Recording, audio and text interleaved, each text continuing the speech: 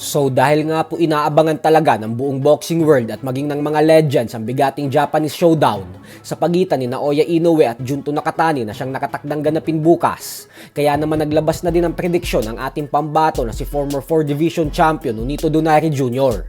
Ayon kay Donaire ay madaming fans daw ang papabor kay Inoue nang dahil sa lamang nito sa experience at pagiging sanay na lumaban sa super bantamweight division, habang si Nakatani naman umano ay umakyat ng timbang.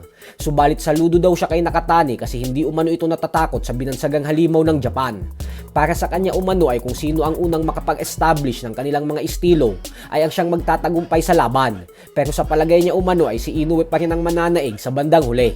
Paliwanag ni Donaire na kumbinsido siyang magtatapos ang laban via knockout kasi pareho umano ang dalawa maghahanap ng knockout. Kailangan umano ni Nakatani gamitin ang distansya nang dahil andun umano ang kanyang advantage bilang mas matangkad at mas mahabang fighter.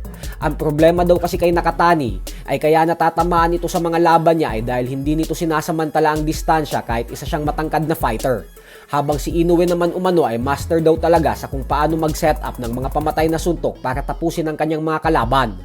Habang ang magkapatid naman na Casimero ay pumabor din na makukuha ni Inoue ang panalo. Sa YouTube live ni Jason Casimero ay sinabi nito na para sa kanya umano ay si Inoue ang pipiliin niya kasi ayaw niya daw itong matalo. Pero ganun pa man ay kahit sino daw ang magtagumpay sa dalawa ay yun ang tatargetin nilang magkapatid na laban pagkatapos kay Luis Nery. Sa kabilang banda naman mga idol ay nahaharap sa panibagong problema ang boxing legend na si Floyd Mayweather Jr.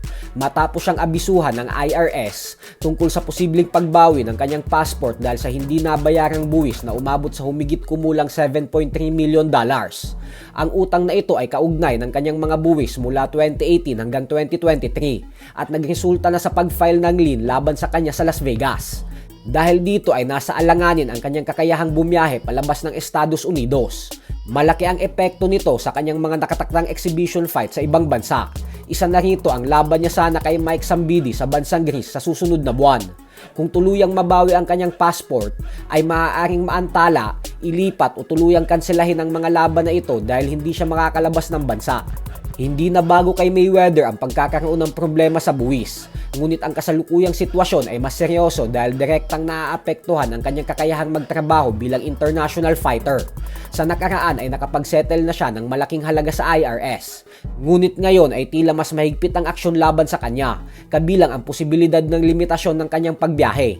Kung hindi agad maresolba ang kanyang problema sa buwis, maaaring mapilitan siyang limitahan ang kanyang mga laban sa loob lamang ng Estados Unidos o tuluyang maapektuhan ang kanyang pagbalik sa ibabaw ng lona. Samantala, inanunsyo naman nga po kanina lamang ng The Ring Magazine na nagkasundo na sa negosasyon ang Mexican superstar Canelo Alvarez at ang current undefeated WBC super middleweight champion na si Christian Mbili para sa buwan ng September, kung saan magbabalik si Canelo matapos ang hindi inaasahang pagkatalo sa kamay ni Terence Crawford. So hanggang dito na lang po muna tayo mga idol.